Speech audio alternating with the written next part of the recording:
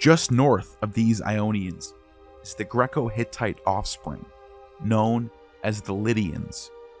The Kingdom of Lydia emerged around the 9th century BCE and thrived until it was conquered by the Achaemenid Persians in the 6th century BCE. The Lydians were renowned for their expertise in minting coins and their control over lucrative trade routes. The most famous Lydian king, Croesus, who reigned over Lydia from around 560 to 546 BCE, is the last of the famous dynasty known as the Heraclidae, which the Macedonian Argead dynasty, which would produce Philip and Alexander the Great, also claimed descent from. This is why they viewed the Greeks as liberators and the Persians as oppressors, through this cultural connection.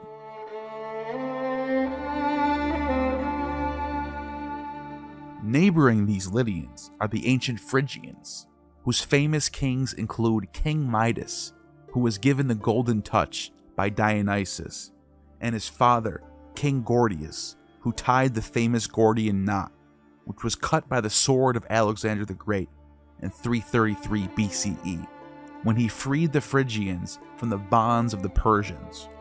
It is here where the famous mysteries of the Great Mother Cybele were carried out, as well as the worship of Attis, her dying and rising consort. These ancient Anatolian traditions have much overlap with the ancient Minoans and would influence the Greeks and Romans greatly. Even Christian theology would be heavily influenced by these Phrygians, and this part of the world is where Christianity would later thrive.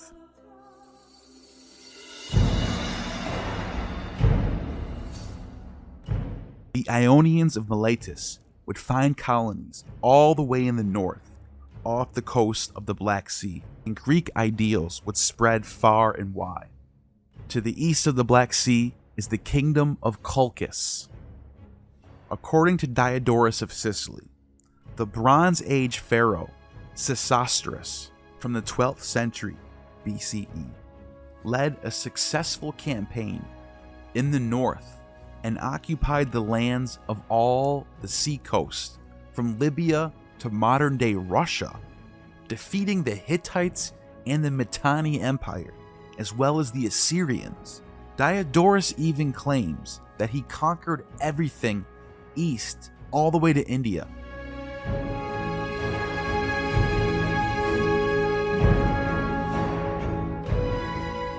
Here's what Diodorus says. After subduing the Ethiopians and Libyans, Sesostris then set forth a navy of 400 across the Red Sea and was the first Egyptian that built long ships. By the help of this fleet, he gained all the islands in the sea and subdued the bordering nations as far as India. But he himself marched forward with his army and conquered all of Asia, for he not only invaded those nations which Alexander the Macedonian afterwards subdued, but likewise those which he never set foot upon. For he both passed over the river Ganges and likewise pierced through all India to the main ocean. Then he subdued the Scythians as far as the river Tanais, which divides Europe from Asia, where they saw he left some of his Egyptians at the lake Meotis and gave origin to the nation of the Colchis. And to prove that they were originally Egyptians, they bring this argument. They circumcised after the manner of the Egyptians, which they continued in this colony to this day as it is amongst the Jews. In the same manner, he brought into his subjection all the rest of Asia and the most of the island of the Cyclades. Thence, passing over into Europe, he was in danger of losing his whole army through the difficulty of passages and want of provisions, and therefore, putting a stop to his expedition in Thrace, up and down in all his conquests, he erected pillars inscribed Egyptian hieroglyphics. These words, Sesostris, King of Kings and Lord of Lords, subdued this country by his arms.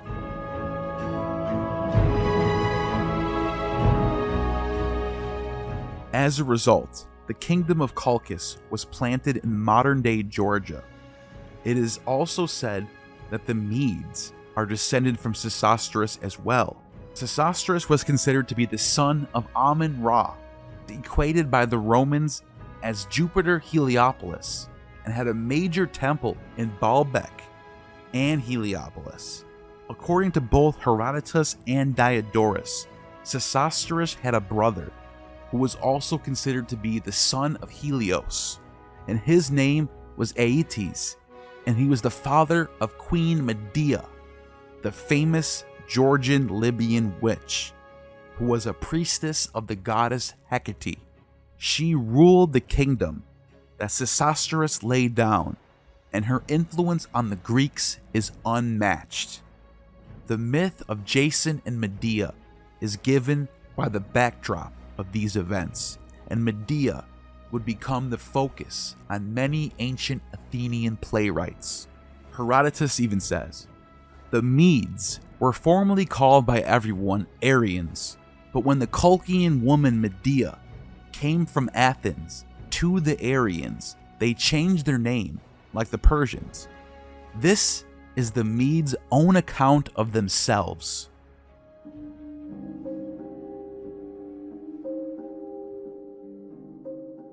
The Greeks would eventually begin to expand west into Italy and Sicily and plant famous kingdoms in these realms known as Magna Graecia, or Greater Greece, which was ruled by such kings like Dionysus I, Dionysus II, King Hero, and King Hero II. Athens would become a beacon of democracy and a melting pot for the descendants of the Mycenaeans, the Ionians, the Dorians, and they would produce Attic Greek, and the world of philosophy, rhetoric, music, art, and poetry would shape the entire Western world, and would become the culture that the Etruscans and Romans would later adopt from. Thinkers like Socrates, Plato, and Aristotle would create an environment of learning and progress.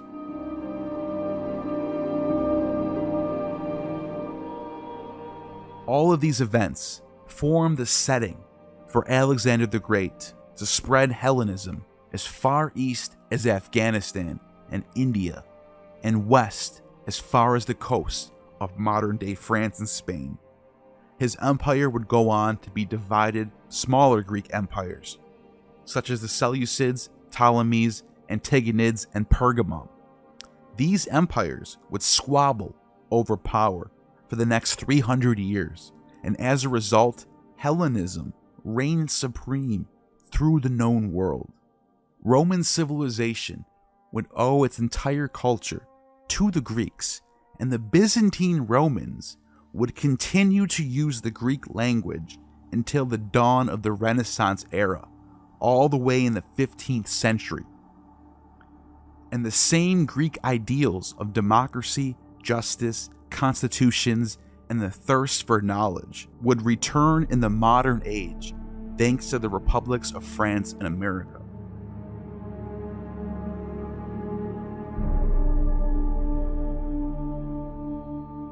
As we conclude our exploration of the origins of the Greek religion and its connection to the Bronze Age, we are reminded of the intricate tapestry that shaped ancient Greek culture. The foundations of Greek religious beliefs and practices were deeply rooted in this rich tapestry of the preceding Bronze Age civilizations. From the Minoans and Mycenaeans to the Hittites and Egyptians, the Greeks inherited the synthesized elements from diverse cultures, forging a religious and cultural identity that would leave an indelible mark on human history. Through the lens of mythology, we have traced the threads that connect ancient gods and goddesses, mythological narratives, and ritual practices. The Greek pantheon, with its tales of divine intervention, heroism, and human experience, is entwined with the myths and legends that came before. From the majestic ruins of Minoan palaces to the enigmatic Tholos tombs, we have glimpsed the sacred spaces and symbols that shaped religious landscape of ancient Greece.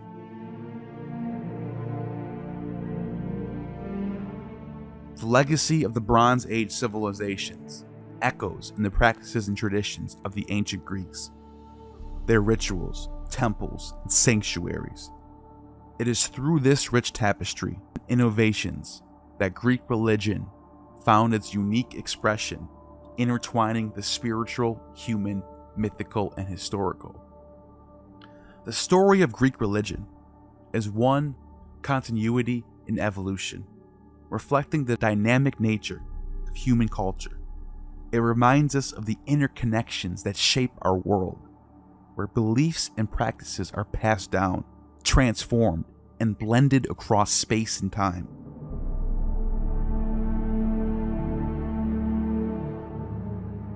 Join us next time on this journey of discovery, where we will travel to the ancient Chinese world, and some of the stuff in Bronze Age China will blow your mind. Also, leave a comment on what you think about this video, or if I left anything out, please let me know.